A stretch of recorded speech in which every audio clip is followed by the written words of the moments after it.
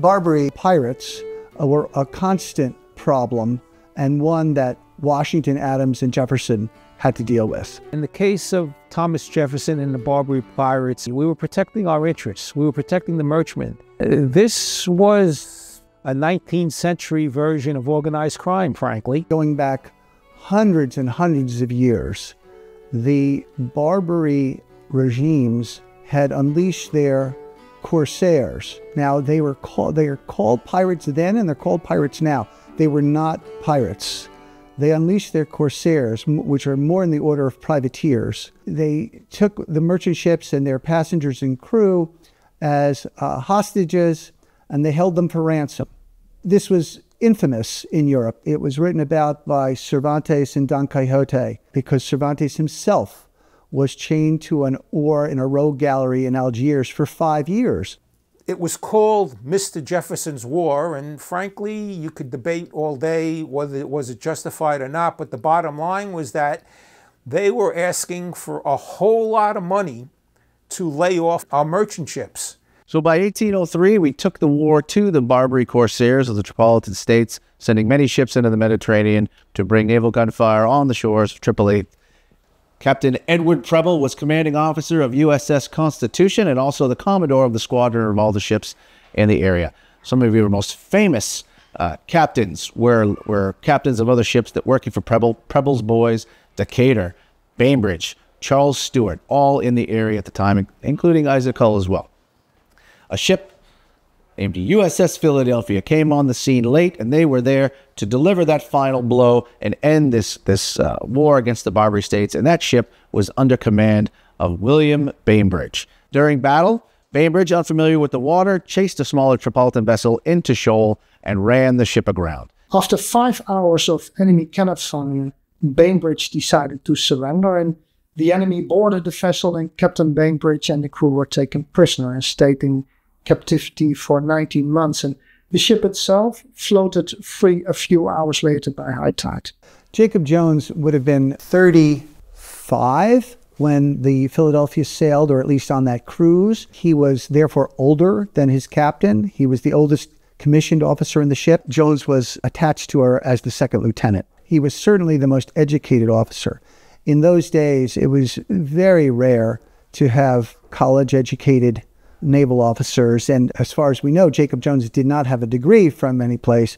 He was a trained physician, so he was a professional man before he became an officer. And he knew Latin and Greek. We don't know if he knew any of the Romance languages. Finally, after much negotiation and threatening with more squadrons, say under Commodore Preble, the threats became real. And the Bashaw ultimately caved in and was bribed, accepted payment under the guns to free the prisoners. The War of 1812 was inevitable, and I think that it was as much invited by the young nation as it was entertained by Great Britain and by Europe, meaning that I think we knew that we had to have another battle or another confrontation with England for us to truly have a sense of nationhood or a global identity.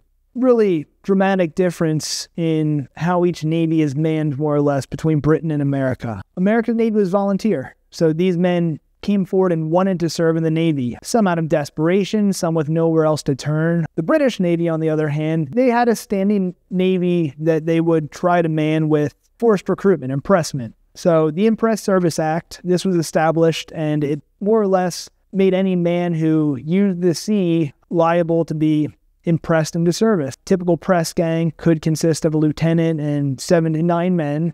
You go into port towns, you were looking for able seamen. You were looking for the best sailors possible. These are men who could work in the tops, really navigate a vessel and all parts of a ship. You would, of course, go into taverns as well because you found more victims in there.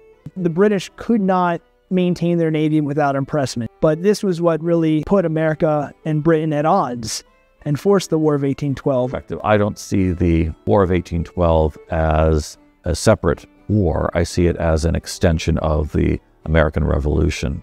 It also was a war that was very important, not just for identifying the United States in relation to other nations.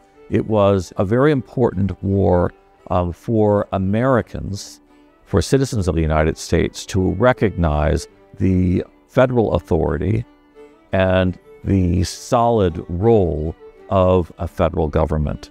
Because before, I think there was still an interpretation of it's so many states gathered together under and loosely by one voice or by one power. The War of 1812 gave a strength and a national identity to the young nation. With the War of 1812, the eagle becomes a much more prominent feature in the design of textiles, in the building of architecture, the interior and the exterior of great buildings, and coinage. Pre-War of 1812, the eagle is more or less identified with military and a sword, a saber. For the common man, it's not a feature that would be commonplace. President Madison commissions a suite of painted furniture for the president's house. Madison finally bends to incorporating the eagle as a symbolic device that would be seen by the British minister to Washington. It becomes a national symbol that all will recognize after the war. So after Decatur had sailed to Tripoli one more time, faced down the Bashaw, got the Bashaw's consent, no more bribes, no more ransom. You accept the fact that we will be sending our ships here, our merchant ships. You will not interfere.